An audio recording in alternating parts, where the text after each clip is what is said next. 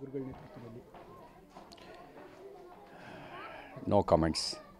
Sir ಮತ್ತೆ ಇದು ಇನ್ನೊಂದು ಯತ್ನಾಳ್ ಜೊತೆ ಈಗ ಯತ್ನಾಳ್ನ ಉಚ್ಚಾಟನೆ ಮಾಡಿದ್ದಾರೆ. ಅವರು ಸಹಚರರು ಒಂದಷ್ಟು ಜನಕ್ಕೆ ಏನಾದರೂ ಸೂಚನೆ ಮತ್ತು ಅವರಿಗೇನಾದರೂ ಸಲಹೆ ಕೊಡಲಿಕ್ಕೆ ನಾವೀಗೆಲ್ಲ ಏನು ಬೆಳವಣಿಗೆ ಆಗಿದೆ ಅದು ದುರದೃಷ್ಟಕರವಾಗಿರ್ತಕ್ಕಂಥ ಬೆಳವಣಿಗೆಗಳು.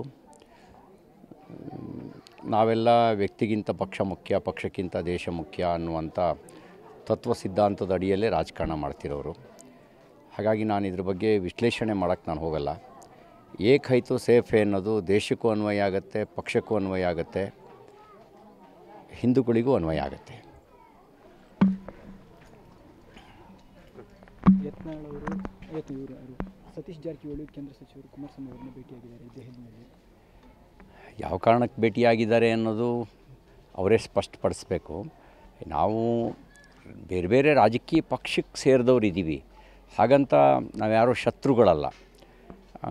ಒಬ್ಬ ರಾಜ್ಯದ ಸಂಪುಟ ದರ್ಜೆಯ ಸಚಿವ ಇನ್ನೊಬ್ಬ ಕೇಂದ್ರ ಸಚಿವರನ್ನ ಭೇಟಿ ಮಾಡೋದು ಎಲ್ಲವನ್ನೂ ರಾಜಕೀಯ ದೃಷ್ಟಿಯಿಂದಲೇ ನೋಡಬಾರ್ದು, ರಾಜ್ಯದ ಹಿತದೃಷ್ಟಿಯಿಂದಲೂ ನೋಡಬೇಕು. ಅವ್ರ ಭೇಟಿ ರಾಜ್ಯದ ಕಾರಣಕ್ಕೂ ಇರ್ಬೋದು, ನಾವು ರಾಜಕೀಯ ಕಾರಣಕ್ಕೆ ಅಂತಲೇ ಅಂದ್ಕೊಳ್ಬಾರ್ದು. ಯಾವ ಕಾರಣಕ್ಕೆ ಅನ್ನೋದು ಅವರು ಸ್ಪಷ್ಟಪಡಿಸಿದರೆ ಮಾತ್ರ ಸ್ಪಷ್ಟವಾಗುತ್ತೆ. ಗುರುಗಳ ನೇತೃತ್ವದಲ್ಲಿ. No comments.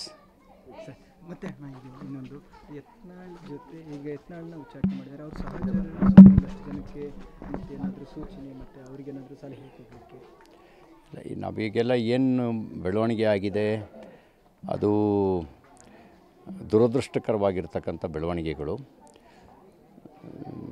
ನಾವೆಲ್ಲ ವ್ಯಕ್ತಿಗಿಂತ ಪಕ್ಷ ಮುಖ್ಯ, ಪಕ್ಷಕ್ಕಿಂತ ದೇಶ ಮುಖ್ಯ ಅನ್ನುವಂಥ ತತ್ವ ಸಿದ್ಧಾಂತದ ಅಡಿಯಲ್ಲೇ ರಾಜಕಾರಣ ಮಾಡ್ತಿರೋರು. ಹಾಗಾಗಿ ನಾನು ಇದ್ರ ಬಗ್ಗೆ ವಿಶ್ಲೇಷಣೆ ಮಾಡೋಕ್ಕೆ ನಾನು ಹೋಗಲ್ಲ. ಏಕ್ ಹೈತು ಸೇಫ್ ಅನ್ನೋದು ದೇಶಕ್ಕೂ ಅನ್ವಯ ಆಗುತ್ತೆ, ಪಕ್ಷಕ್ಕೂ ಅನ್ವಯ ಆಗುತ್ತೆ, ಹಿಂದೂಗಳಿಗೂ ಅನ್ವಯ ಆಗುತ್ತೆ. ಯತ್ನಾಳ್ ಅವರು ಇವರು ಸತೀಶ್ ಜಾರಕಿಹೊಳಿ ಕೇಂದ್ರ ಸಚಿವರು ಕುಮಾರಸ್ವಾಮಿ ಅವರನ್ನ ಭೇಟಿಯಾಗಿದ್ದಾರೆ ದೆಹಲಿಯಲ್ಲಿ. ಯಾವ ಕಾರಣಕ್ಕೆ ಭೇಟಿಯಾಗಿದ್ದಾರೆ ಅನ್ನೋದು ಅವರೇ ಸ್ಪಷ್ಟಪಡಿಸ್ಬೇಕು. ನಾವು ಬೇರೆ ಬೇರೆ ರಾಜಕೀಯ ಪಕ್ಷಕ್ಕೆ ಸೇರಿದವ್ರು ಇದ್ದೀವಿ, ಹಾಗಂತ ನಾವ್ಯಾರೋ ಶತ್ರುಗಳಲ್ಲ.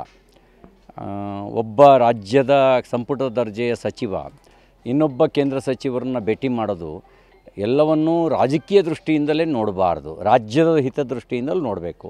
ಅವ್ರ ಭೇಟಿ ರಾಜ್ಯದ ಕಾರಣಕ್ಕೂ ಇರ್ಬೋದು, ನಾವು ರಾಜಕೀಯ ಕಾರಣಕ್ಕೆ ಅಂತಲೇ ಅಂದ್ಕೊಳ್ಬಾರ್ದು. ಯಾವ ಕಾರಣಕ್ಕೆ ಅನ್ನೋದು ಅವರು ಸ್ಪಷ್ಟಪಡಿಸಿದರೆ ಮಾತ್ರ ಸ್ಪಷ್ಟವಾಗುತ್ತೆ.